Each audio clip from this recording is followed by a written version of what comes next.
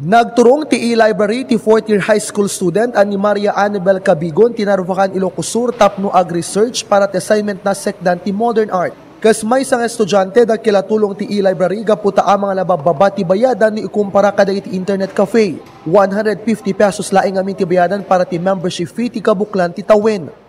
Nalalakalaang ti research mo.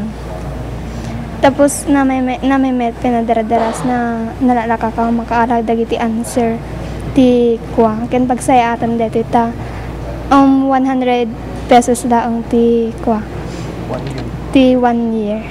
Pakaseknan met ti Black Sun Mining tiniranta ti 3rd-year high school student ni John Kevin Redondo nga i-research ti e-library. Kalaksi na nabababa ti bayadan ditoy adadapi a komportable gaputa fully air-conditioned ti lugar. Ang panagaramit ti projects mi nga nalaalaka nga presyo.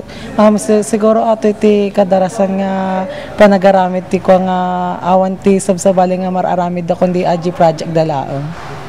Palang ipalawag ti lokal gobyerno itil tinarvakan sa na free a maipaay ti serbisyo ti maibilang a kaunaan nga e-library ti probinsya tati mapastrekan ti maaramat para ti maintenance. Typing ken research laeng ti maipalubos saan na mabalin na maramat dahil ti 20 ket inema units ti e-library para ti social media. Nupe ada dahil ti sumagmula units a mabalin a maramat ti komunikasyon dahil ti narvakenyo kada iti kabagyanda nga da sa Jebal Lasio Taaw.